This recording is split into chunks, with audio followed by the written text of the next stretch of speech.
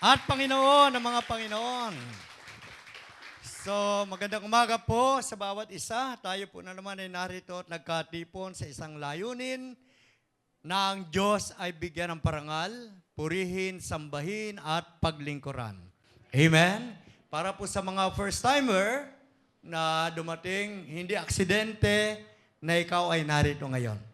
Amen? So, wini-welcome po natin. Sino ba yung ating first-timer? Pwedeng tumaas ang kamay. Yung sa kauna-unahang pagkakataon ay ngayon lang nakadalo dito sa gawain po ng Panginoon. Pwede tumayo? Asan ba sila? Nandiyan ba sila? Okay, so tayo po kayo. Tayo. Ayan. Ayan pa. Palakpakan natin ang Diyos sa kanilang mga buhay. So welcome po sa Jomsi Church. Ang Jomsi Church ay non-sectarian full gospel Christian ministry. And our objective mission is just to bring all people, regardless of all religious affiliation, to be closer to the living God. Ang layunin po natin ay mapalapit kayo, closer to the living God. Maging close kayo ni Lord. Amen po? At ito po ay full gospel, purong salita ng Diyos ang ipinapangaral. At sabi nga po ng Acts 4:12, sa silong ng langit, walang ibinigay ang Diyos na pangalan na sukat ikaligtas ng tao. Hindi pangalan ng simbahan, hindi pangalan ng tao, hindi pangalan ng negosyante, hindi pangalan ng bayani, ang ibinigay ng Diyos na pangalan sa silong ng langit upang ang tao ay maligtas at tumanggap ng kaligtasan at buhay na walang hanggan ay ang pangalan ni Jesucristo. Amen po? Kaya nga, sabi ng John 12:32, and if my name be lifted up, Jesus said, I will draw all men unto me. Kapag naitataas ang pangalan ng Panginoon, napapalapit ang tao sa Diyos, nagkakaroon ng relasyon, naboborn again, yung spirit, nakaka-experience ng new birth kasi napalapit sa ating Panginoon. At dahil napalapit ka sa Diyos, hindi sa simbahan, nag-worship ka, hindi sa temple of the Lord, you worship the Lord of the temple. Kaya nagkakaroon ka ng pangalan sa langit, nabubura ang pangalan mo sa impyerno, at ikaw ngayon, pagdating ng pagbabalik ng Panginoon, ay isasama ka na sa langit. At mula ngayon, dahil siya ng Panginoon mo, meron ng inahanda ang Diyos na tirahan natin forever nakasama ang ating Panginoon. Amen po? Sandali tayo manalangin. Minamahal namin Diyos na may gawa ng langit at lupa. Sa pangalan po ng iyong bugtong na anak na si Jesucristo na namatay sa krus. At ng ikatlong araw ay nabuhay ng maguli at ngayon naluklok sa kanan ng Ama. Kami po'y lumalapit sa iyo. Buksan niyo po ang langit. Ibuhos niyo po ang pagpapala at ang iyong kapangyarihan upang mga tao'y lumakas, upang mga tao'y maligtas, upang ang mga tao'y gumaling at lumaya, Panginoon, sa mga sumpa at mga kasalanan, bihag ng kasalanan. Salamat po, Panginoon, sa araw na ito. This day is holy to the Lord. We celebrate, Lord, your goodness. We celebrate your power. We celebrate the finished work of Jesus Christ on the cross. Anoint your servant, Lord, as I preach your word, confirm with signs following in Jesus' name. Amen and amen. Praise the Lord.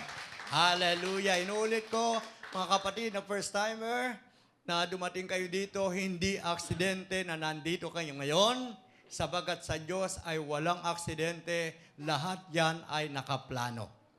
Amen? Alam ng Diyos kung kailan ka sisilang, alam ng Diyos kung kailan ka matatapos.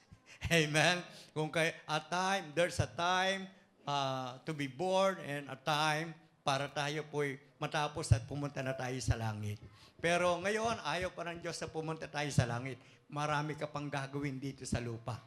Amen? So, hindi po hadlang ang ano paman, kahirapan, hadlang ang problema, hindi po hadlang ang pera, na wala kang pera, hindi ka marunong, hindi ka nakapag-aral, wala pong hadlang para hindi ka maglingkod sa Diyos, wala pong hadlang para hindi ka sumunod sa Diyos, wala pong hadlang para hindi ka sumamba sa Panginoon because there are, sabi ng isang umawit si Matt Redman, 10,000 reasons to worship the Lord, 10,000 reasons to serve the Lord. Amen. So ngayon po umaga, the message entitled, The Roots of Double-Mindedness. The roots of double-mindedness. Ibig sabihin, may ugat pala yung bakit ang tao ay lagi nagkukuli.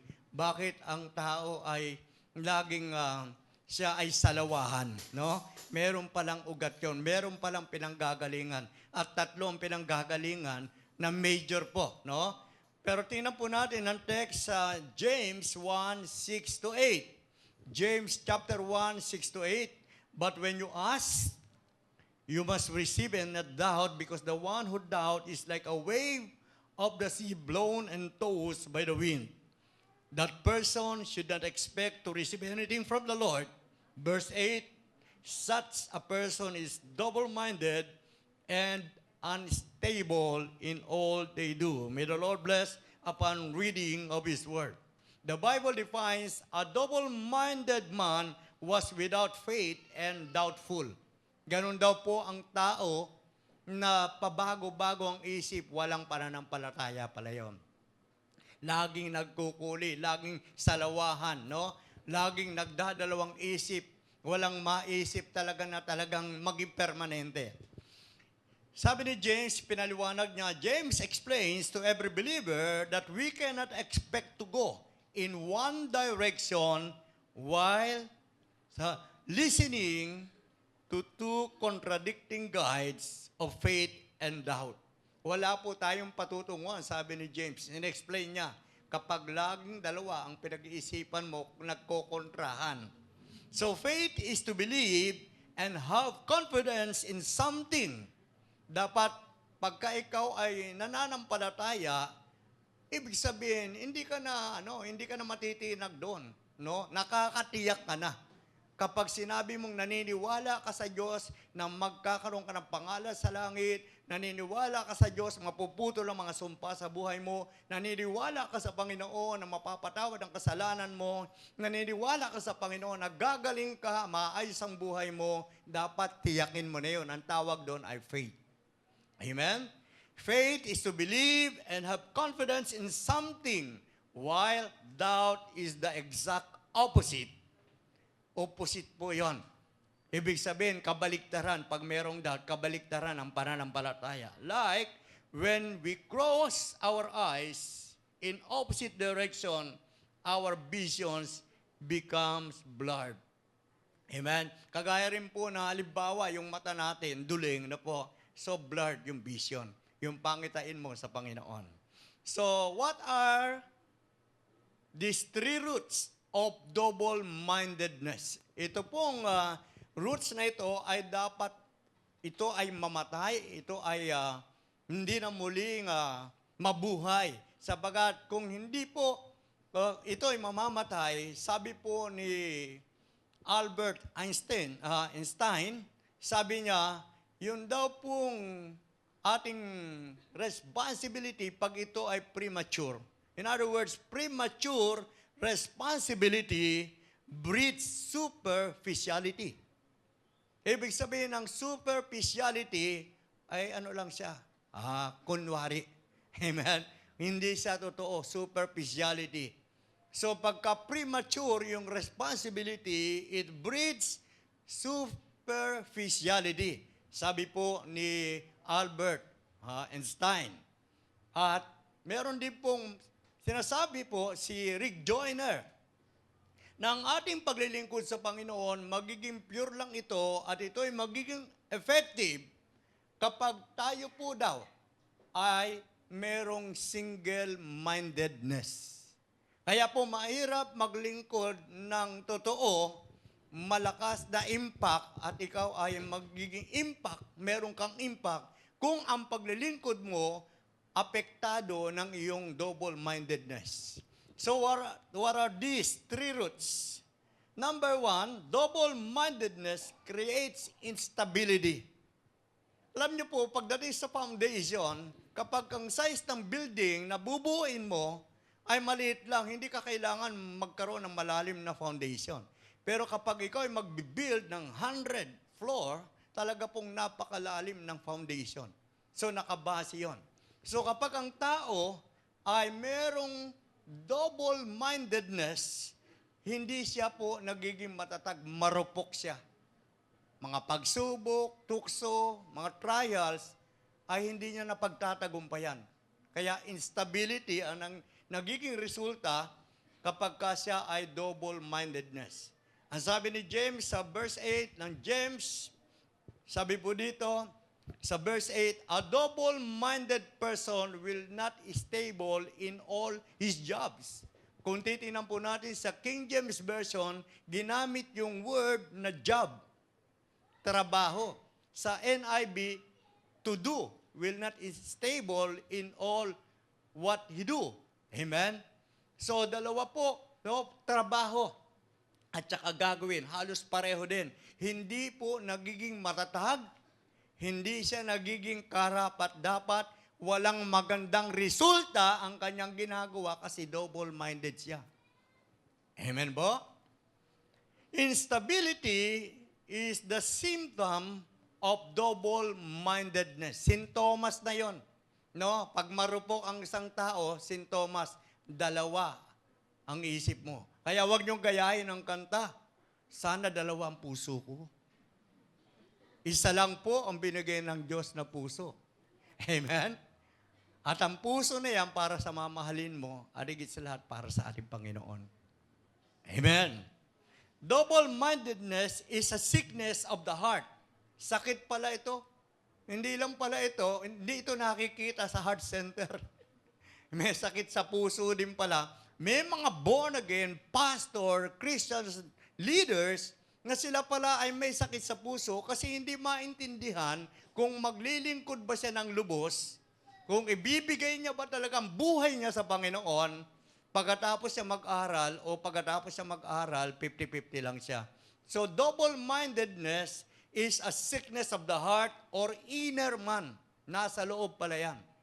Kaya tingnan mo, papasok yung mga bitterness, yung hatred, sa buhay ng mga born again, nagtataka sila bakit meron pang ganon. Kasi hindi niya tinitingnan ang sinasabi ng Panginoon, nagdadalawang isip ba siya sa sinasabi ng mga tao. Amen po. Hindi ko sinasabing yung lahat ng sinasabi ng mga tao ay walang kwenta. Pero kung ibabase mo yung promotion mo sa sinasabi ng mga tao, hindi po yung totoo. Because promotion comes from God. Amen? Dapat nating intindihin ang increase ay galing sa Panginoon. Our God is a God of increase. Our God is a God of promotion. So ano pang pagdadalawang isip mo? Bakit ka pa magiging marupok? And in the book of Isaiah 66, sabi po doon sa verse 1, mismo ang Panginoon nagsabi, heaven is my throne, and earth is my footstool. Yung pong langit, trono ng Diyos, ang lupa ay tuntungan ng kanyang paa. Meron pa bang lalaki sa Diyos? Amen? Meron pa bang hihigit sa ating Panginoon para magdalawang isip ka? Kaya po, nagiging marubok ang tao, nagiging mahina, hindi siya nagkakaroon ng impact, nagiging stagnant, ang kanyang pagiging born again, ang kanyang maturity, ang kanyang development, kasi po, double-minded siya. Amen? Lalo na pag magbibigay ka ng pera kay Lord. Naalala mo ba si Ananias at si Sapphira? Nagdalawang isip pa. Hindi na lang niya inisip dahil pinangako niya na ibibigay niya sa Diyos ang pinagbilhan na kagaya ng binigay ni Barnabas. Nagdalawang isip siya, kailangan bawasan. What's the purpose? Kung para sa Diyos, para sa Diyos. Amen? Bakit kailangan mo pang kupitan ang Diyos? Kaya nangyari, it leads to death. Naging superficial sila, yung kanilang faith. So ito po ay sakit po sa puso. Sickness of the heart or inner man. It is indeed a disease of the heart that should be recognized and addressed. Hindi mo po pwede ito ay i-overlook. Dapat i-recognize mo siya, i-address mo siya, na itong double-mindedness, hindi ito kasama sa iyong paglilingkod sa Diyos. sa iyong pagsamba sa Diyos, sa iyong pagpupuri sa Panginoon, sa iyong pagmamahal sa Diyos, hindi ito kasama. Hindi mo na kinakailangan yung ingredients na yan. Kumbaga sa pagkain, sasama lang ang lasa. Kaya sumasama yung pananampalataya, nakikripple po yung faith. Wala nang works. Patay ang pananampalataya. Amen? Because of double-mindedness, naging mahina at marupok siya. Instability, which is described by James. Mismo si James ang nagsabi, as the one who is like a wave of the sea, driven with the wind and tossed.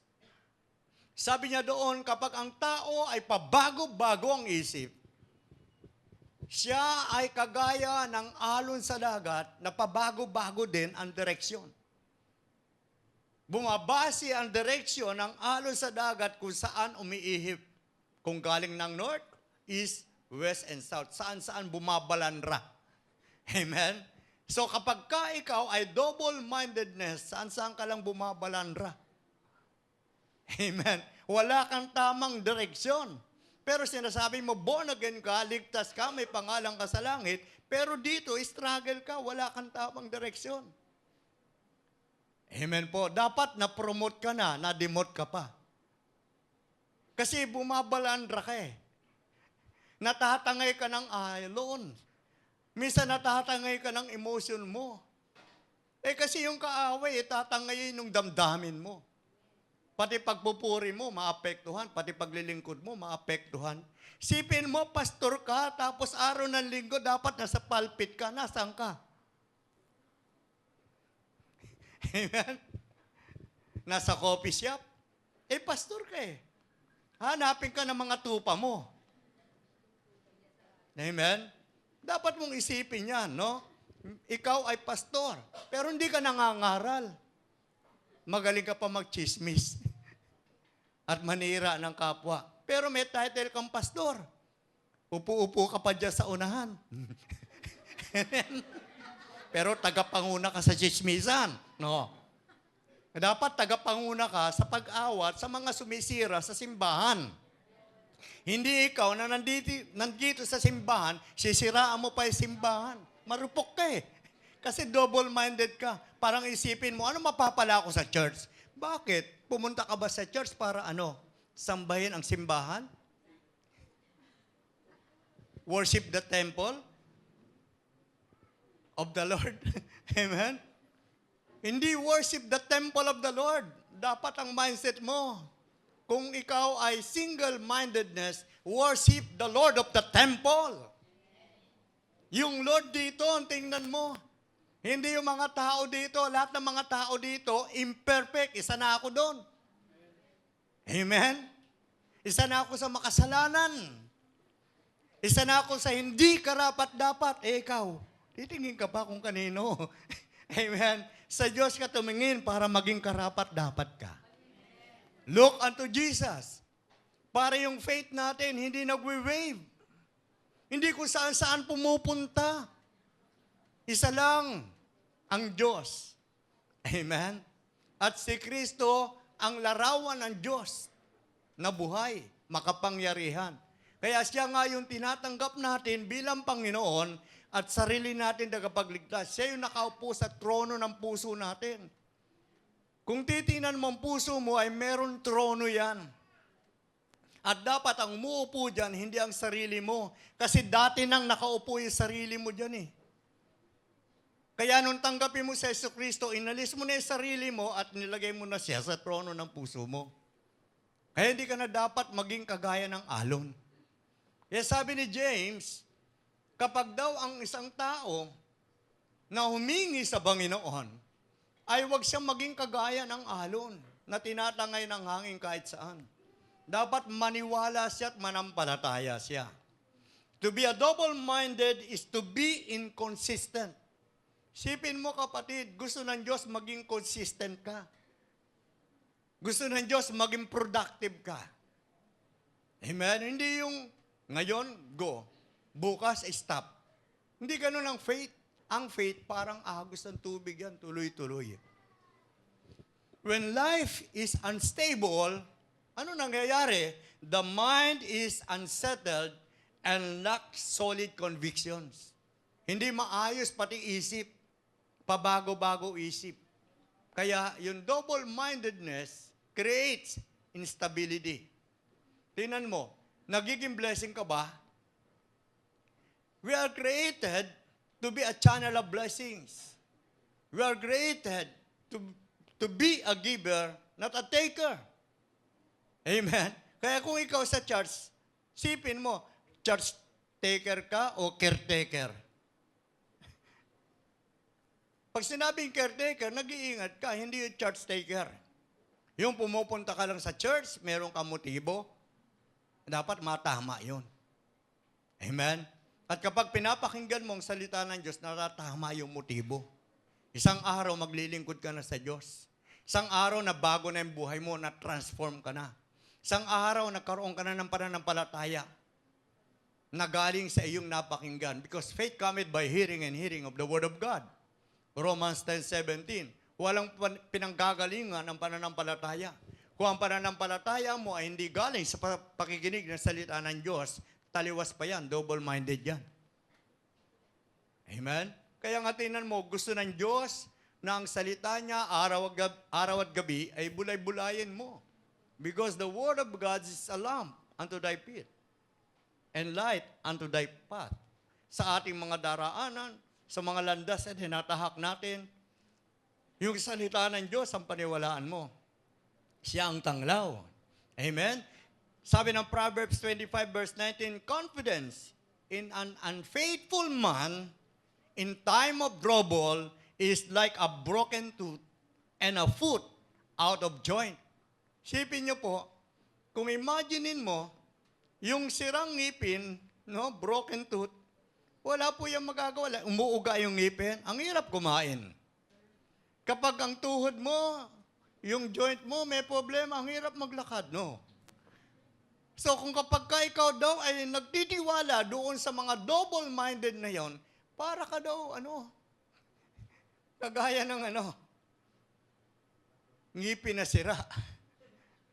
Tuhod na walang buto. Amen? You cannot put confidence in a double-minded man. Amen po? Hindi po pwedeng ilagay mo sa kanya, sa Diyos ka magtiwala. Kung ang Diyos ang pinagkatiwalaan mo, ang Diyos ang ihipo sa puso ng tao para i-bless ka. Amen? We are called to please God, not men. It is impossible to please God without single mind. Amen? It is impossible to please God with a double-mindedness person. Hindi mo mapiplease ang Lord. Hebrews 11, verse 6, he that cometh to God must believe, and He is a rewarder of them who diligently seek Him. Ang Diyos ang nag-reward sa mga humahanap sa Kanya. Amen? Siya ang rewarder. Kaya kapag gusto mong i-please ang Panginoon, manampalataya ka. Habang buhay ang pananampalataya, hindi yung pag dumating na, yung inaasam mo, yung pinapag-pray mo, tapos na ba ang faith? Hindi. Hindi pa tapos ang faith. Faith, hope, and love remains forever. Amen? It remains, sabi ng Bible. So, you cannot put confidence in a double-minded man. Tingnan niyo po, sa Acts 2:46, we are commanded to strive for singleness of heart. Amen? James 4:8, purify your hearts, you double-minded. Isipin nyo, pumapasok po yung mikrobyo, yung germs. Amen? Yung dumi. No? Nagiging marupok ang tao. Purify your hearts, you double-minded. Double-mindedness can be described as carnality or worldliness. Born again na karnal. Pag sinabing karnal na born again, pag linggo, hallelujah, praise the Lord. Pag Lunes, hanggang Sabado, hindi praise the Lord. Pag linggo lang. So ang tawag dyan, karnal. Kaya siya naging carnal kasi double-minded siya. Pag nasa school, hindi born again. Pag nasa trabaho, hindi born again. Pero pag nasa church, born again. Carnal po ang tawag dyan, worldliness. Eh, minsan kakanta pa yan. Kakantahin pa niya yung mga makasanlibutan. At mas marami pang kabisado na kanta ng mundo kaysa sa kanta ng church. Amen. So that is number 1. Creates instability ang double-mindedness. Amen? Kaya kung maglingkod ka, todo bigay. Kinakanta mo nga yan eh. Todo bigay, ang papuri. Eh, paano mo masabi todo bigay ang papuri? Nagkakanta kasi dyan, yung kamay mo, nakaganyan lang. Pero lang doon sa mga first-timer, okay lang yan, ganyan kayo. Kasi ganyan ako dati. Nung ako po ay bago pa lang sa church, talaga po nakaganon ako. At tumitingin po ako sa mga nasa paligid, bakit nagpapalakpakan, bakit tumatalon. Dahil hindi ko pa naintindihan, sabi ko, tapos maya-maya, dahil worship na, kumakanta ng Holy, Holy, nagkakapuspusan. Yung iba umiiyak. Sabi ko, parang may ing dito. Pero pinaintindi sa akin ang Holy Spirit. Dahil first timer ako, pinaintindi hanggang tumagal ako. Yung Holy Spirit nandito na sa akin, nagpupuri na ako, nakataas ang kamay. Nararamdaman ko presensya ng Panginoon at pagyakap ng Diyos. At nakikita ko ang sarili ko na kailangan ko pala magpakumbaba sa Panginoon at talikuran ko mga bagay na hindi nakalulugod sa ating Panginoon. Sabagat ang hinahanap ng Diyos sa pagsamba ay yung pong merong malinis na puso. Amen? Nagiging karapat-dapat ang pagsamba natin. So, that is number 1. No, hindi dapat tayo maging marupok. And number 2, double-mindedness create dual personality. Alam niyo po, sa harapan ng Diyos, dapat ikaw lang talaga kung sino ka. Si David, naging dual ang personality niya. Pero ano kanyang prayer? Lord, created me a clean heart. Restore to me the joy of my salvation. Cast me not away from thy presence, O Lord. Tinan mo, ayaw niya ng dual personality. Yung pong mga nakamaskara. Nakagaya ng sinabi ng mga Pariseo, malilinis nga kayo sa labas, pero naman sa loob ay bulok. Amen? Ayaw ng Diyos, nagdadalawang pagkatao natin. Amen? So kung tayo ay double-mindedness person, yan ang nangyayari. Hindi malaman kung sino ka talaga. Tinan mo na lang, example dyan. Yung pong dual personality, ito po yung mga lalaki na gusto maging babae. Ito naman yung mga babae na gusto maging lalaki. Dual personality. Ang pagkakalalang ng Diyos sa tao, male and female. And God created man according to His own image. Amen? May wangis tayo ng Diyos, andun ang Espiritu ng Diyos sa atin. Kaya ang sabi, and then a man became a living soul, and then a man became another talking spirit.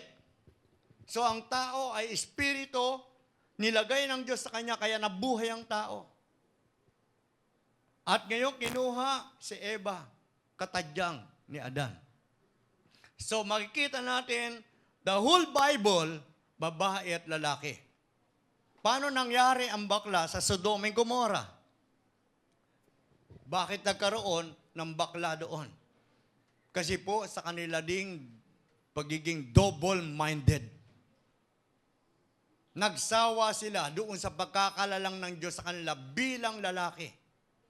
Nagsawa rin ang babae sa pagkalalang ng Diyos sa kanila bilang babae.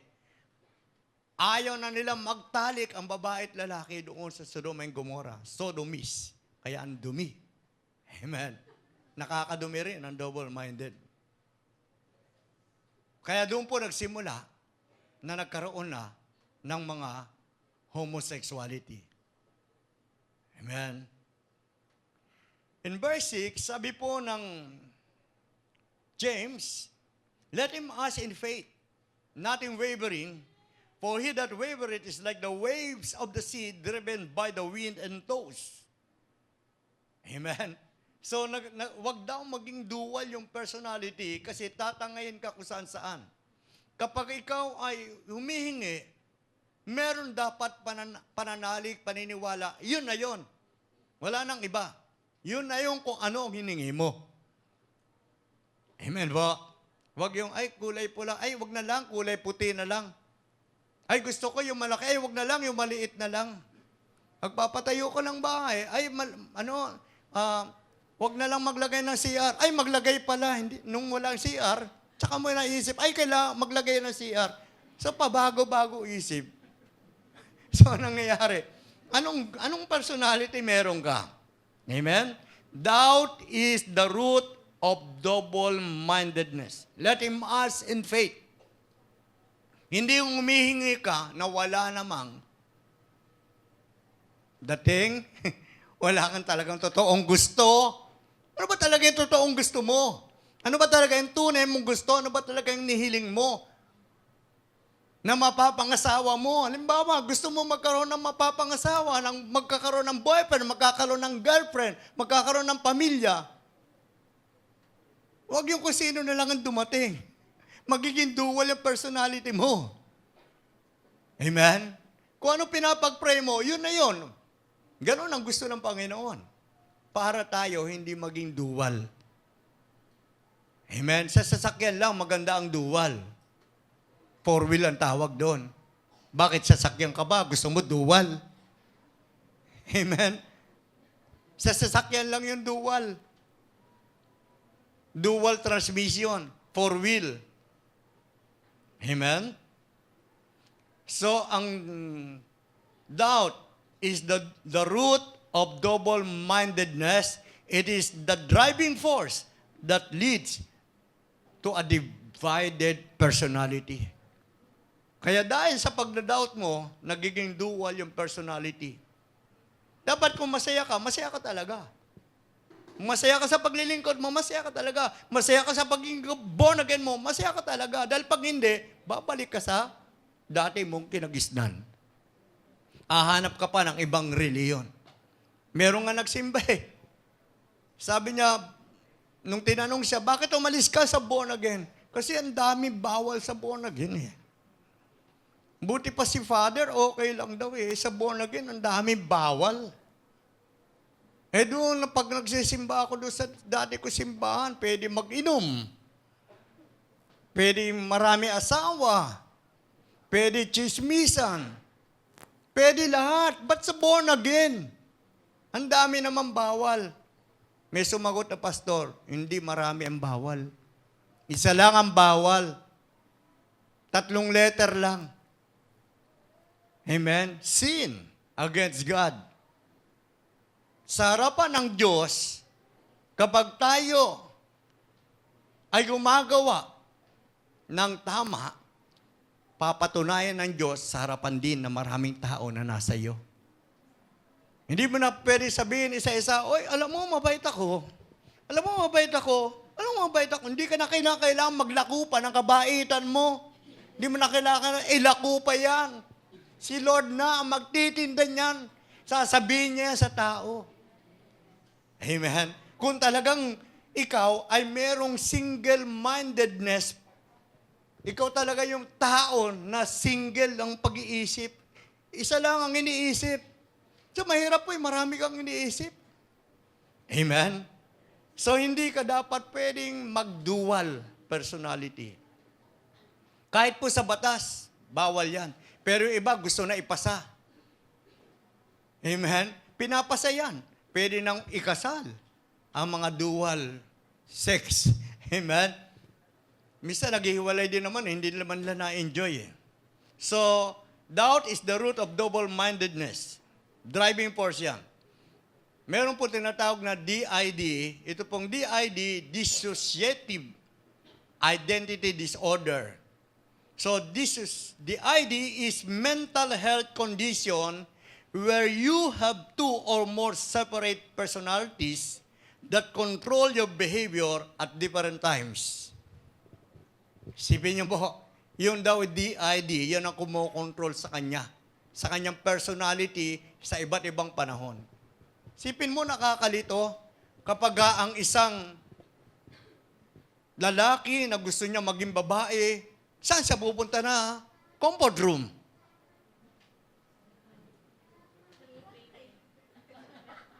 Kung ikaw naman yung babae na gusto mo maging lalaki, saan ka pupunta na comfort room? Di ba na, siya na mismo ang gumugulo sa isipan niya, hindi niya alam kung saan siya pupunta. Dahil pag ikaw ay lalaki at gusto mo maging babae, pero ikaw ay lalaki ang pagkakalalang sa iyo, at pupunta ka sa comfort room ng mga babae, sasabihin sa iyo, meron ka pa rin. Na hindi kagaya ng amin. Amen?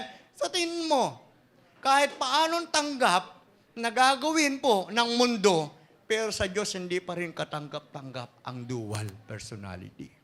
Amen? Palakpakan natin ang Panginoon. Kokontrolin niya yung ating behavior. Tingnan mo, sa panahon po ng labanan nila Jehoshaphat, na hari ng Juda, kasama niya si Ahab, na hari po ng Israel. At sabi dito sa 1 Kings 22 verse 30, sinabi ng hari ng Israel, ito si Ahab, kay Jehoshaphat, magbabalat kayo ako papunta sa labanan, ngunit ikaw ay maaari magpatuloy na nakadamit hari at nagbalat kayo nga ang hari ng Israel patungo sa labanan. In verse 34, 1 Kings 22 verse 34, may isang kawal na basta na lang pumana at natamaan ang hari ng Israel. Verse 37, namatay nga ang hari at dinala ang bangkay sa Samaria. Ano po nangyari? Nabuhay ba? Gumanda ba ang buhay niya? Nagbalat kayo. Hari siya, pero ang sinuot niyang damit sa labanan, hindi pang hari.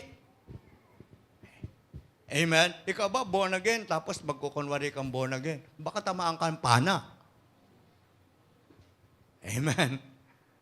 So yung mga double-mindedness na spirit, nagiging dual, na hindi mo alam, nagdudual personality ka na. Hindi na yung mismo kung sino ka. Kahit nasaan ka, sabihin mo born again ka. Kahit nasaan ka, sabihin mo pastor ka. Amen? Paano kung halimbawa papatayin ang mga born again? Sasabihin ba born again ka? At tanungin ka, nung tao, sabi, alam mo ba ako, marami na ako napatay. Bakit? Kasi pag sinabi nilang born again, pinapatay ko. Ikaw ba born again? Ano sasabihin mo? Papatayin, may dala na siyang pamatay. Ano sasabihin mo? Sabihin mo noon yun, ngayon trip-trip lang. Hindi rin pwede. Amen? Handa kang mamatay kay Kristo at hindi ka dapat matakot mamatay. Amen po? Palakpakan natin si Lord. Hindi ka dapat matakot mamatay, pero mag-ingat ka pa rin na huwag ka magpakamatay. Amen? Hallelujah. O huwag mong gawin trip-trip lang yung born again. No? Itong si Haring Ahab, ayaw kasi makinig sa man of God. Sila ay papunta sa labanan. At meron nag-prophecy, false prophet. O sige, lumabang kayo, makipagdigma kayo sa Syria. Sabi naman ni Jehoshaphat, mahal na hari, meron pa bang ibang propeta? Manap ka naman ng iba, i-confirm natin. May nagsabi, meron, si Mikaya. O, ipatawag si Mikaya. Pero sabi ni Jehoshaphat, yun naman propeta na yun eh. Puro naman ako sa puldo pagka yun naman nagpa-prophecy. Parang dito, no? Baka merong ganon. So, magre-repent ka lang. Na nasasapul ka dito, no? Pagka ikaw ay nandirito, narinig mo yung salita ng Diyos. Sabi ganun ni Haring Ahab, puro naman ano yan eh. Puro naman sinasabi niyan, kontra. Pero pinatawag pa rin. Ang prophecy ni Mikaya, pag kayo ay nakipaglaban, uuwi kayo na walang shepherd. Pag sinabi shepherd, pastol. Nakita ko na umuwi kayo na walang pastol. Wala yung leader. O sabing gano'n ni Ahab, sabi ko na eh. Talaga si Mikaya, wala talaga magawa yan.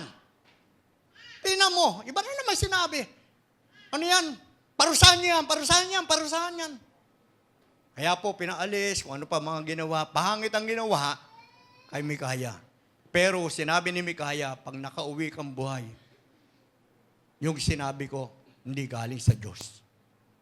Kaya nung naglaban sila, sabi niya, Josaphat, ikaw, hari isuot mo. Panghari, ako, pangkaraniwan lang. Nasa labanan na sila. Ay yung kalaban nila, pumana, ala tsamba. Tinamaan siya, di patay siya. Kaya yung mga dual personality, baka matsambahan tayo. Ngayon pa lang, magrepent na tayo. Amen. Born again kung born again, pastor kung pastor. Amen. Kung makasalanan, magrepent. Makasalanan. Nagkasala, magrepent. Huwag yung mag-repent ka na kagaya ni Hari Saul. Kasi nakakaya, kailangan mag-repent ako para ulit maano ako. Hindi. Yung totoong gusto mong mabago buhay mo. Amen? So, pag double-minded, ito po ay merong dual personality. Number 3. Alam ko po, nakaka-bless ang salita ng Panginoon. Amen? At marami nang pinapagpahala ang Panginoon. Dapat ang ating responsibility hindi premature. Amen? It breeds superficiality. Number 3, double-mindedness creates impurity. So pag pinag-uusapan yung impurity, the opposite of purity. Hindi tayo nagiging malinis sa harapan ng Diyos. At pag hindi tayo malinis sa harapan ng Diyos, huwag ka nang maglinis-linisan sa harapan ng tao. Amen? Pag hindi tayo malinis sa harapan ng Diyos, naglilinis-linisan lang tayo sa harapan ng tao. Amen? The one who called us is pure and holy. So we must be holy. Tinawag tayo ng banal, ang tumawag sa iyo, banal. Dapat tayo ay magpakabanal. Amen po? Sabi ng James 1:4, dapat kayong magpakatatag hanggang wakas upang kayo maging ganap at walang pagkukulang. Amen. Dahil ang gusto ng Diyos, maging ganap ang tao, magpakatatag at dapat walang pagkukulang. Hindi lagi ng Lord, patawad sa mga pagkukulang namin. Hindi lagi may pagkukulang. Dapat maging ganap. At sabing ganon, hanggang wakas, magpakatatag. Amen. Hindi po ito sinasabi mong pasamantala. In verse 12 sabi ng James 1, mapalat ang taong nananatiling tapat sa kabila ng pagsubok.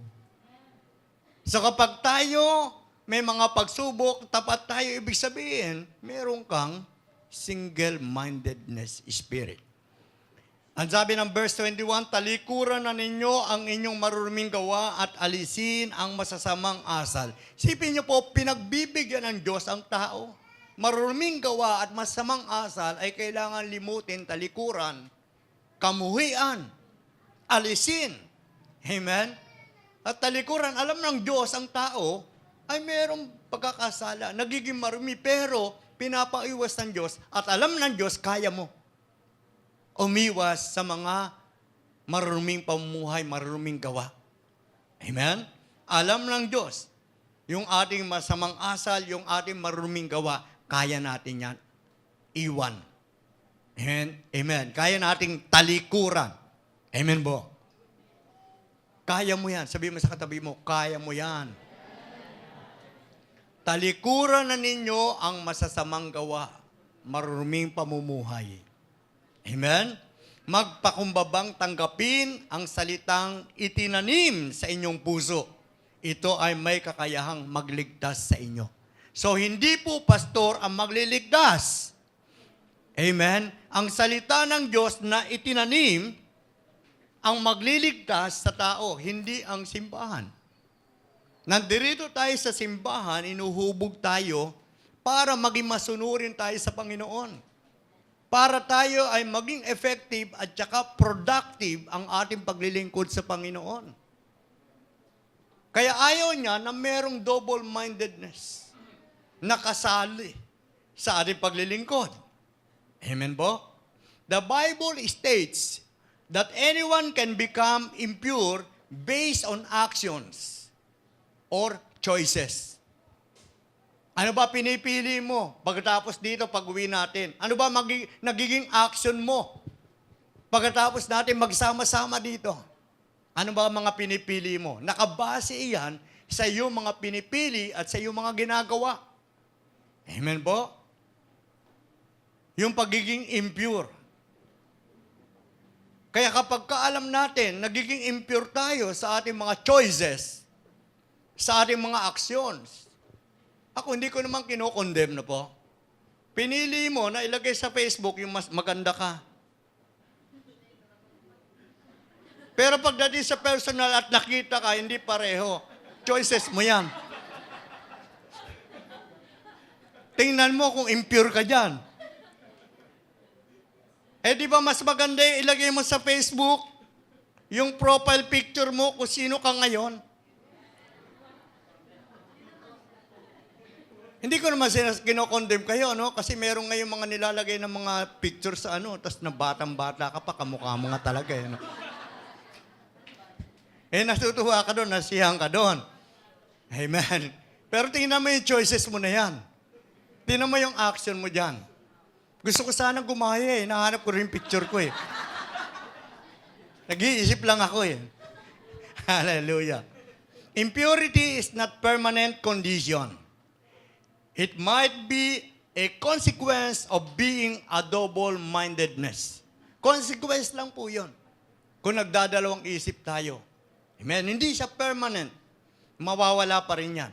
So, wag kang mag-stay dyan. Recognize and address double-mindedness. Impurity and holiness are both contagious. Ibig sabihin, pareho yan nakakahawa. Kung ikaw'y marumi, kung ikaw'y banal, pareho yan nakakahawa. If you come in contact with someone impure, you become impure too.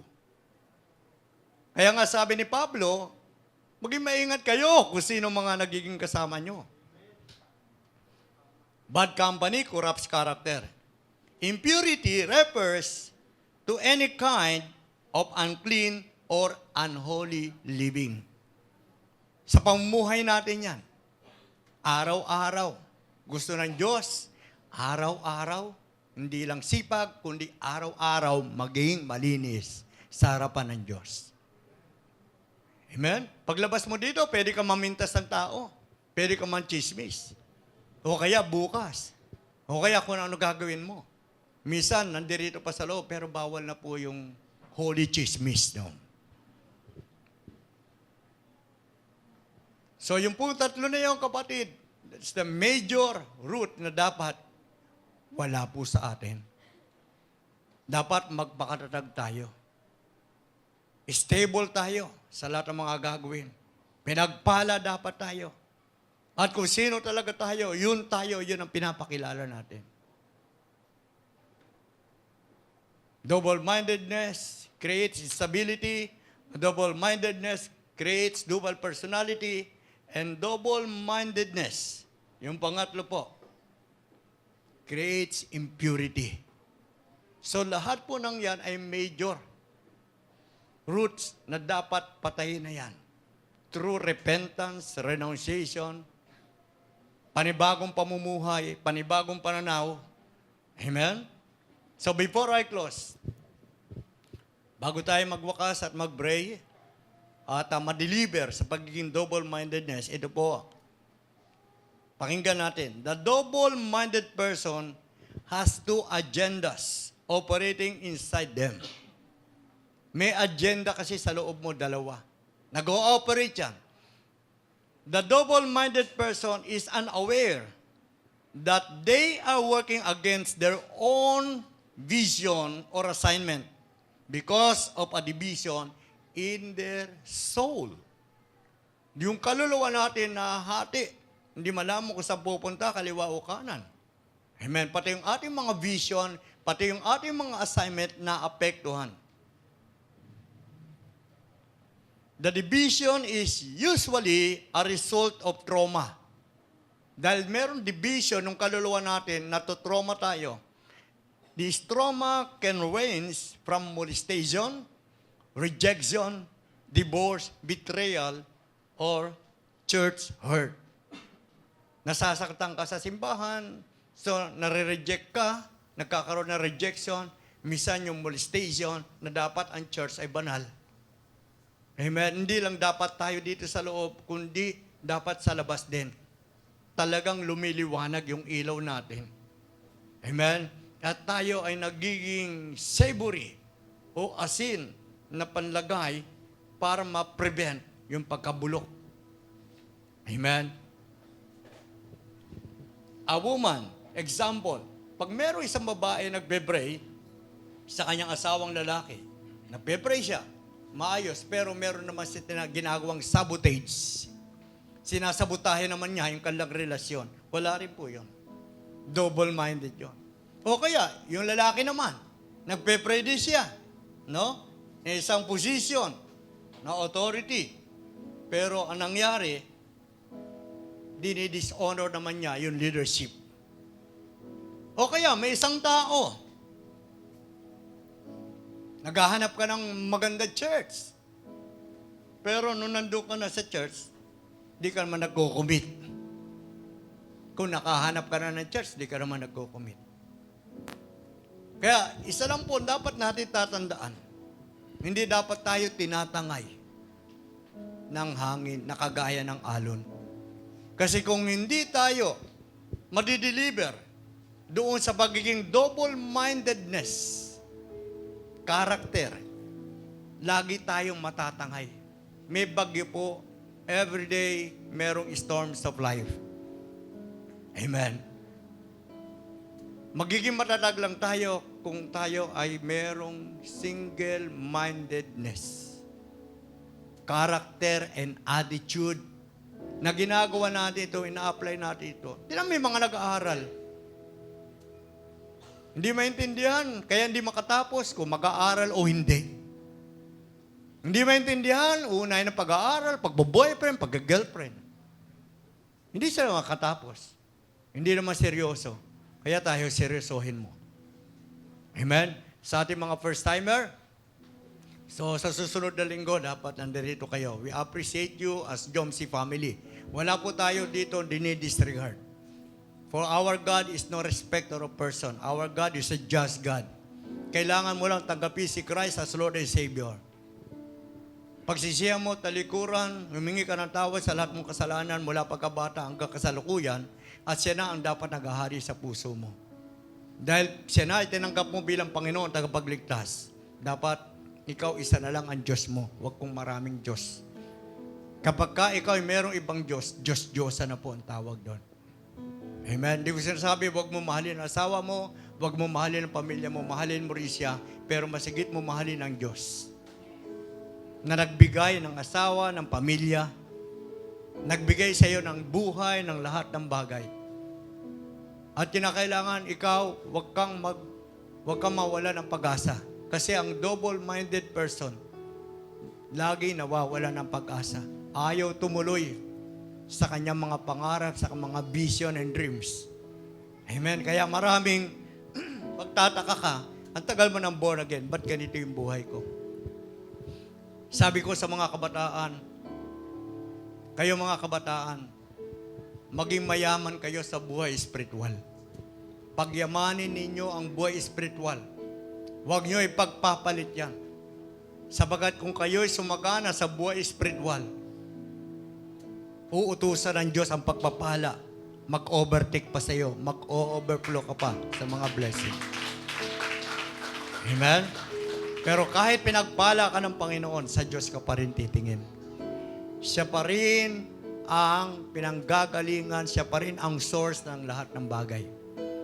Kaya niyang baguhin ang buhay mo, kaya niyang patawarin ang kasalanan mo, kaya niyang lutasin ang problema mo, kaya niyang pagalingin ang karamdaman mo, kaya kanyang palayain anuman ang bumibihag sa iyo. Kaya kanyang bigyan ng kapayapaan because our God is a God of peace. Amen? He is not a God of confusion. Hindi niya ikaw dinala dito para maguluhan ka sa pananampalataya. Iisa lang ang namatay sa krus at nagbayad ng kasalanan mo. binayaran ang kasalanan mo. At dahil binayaran ang kasalanan mo, dahil ikaw ay na-embargo, tinubos ka ng Panginoon, dapat pag-aari ka na ng Diyos. At dahil kinikilala mong pag-aari ka ng Diyos, paglilingkuran mo kung sino nagmamay-ari sa iyo. Tumayo po tayong lahat.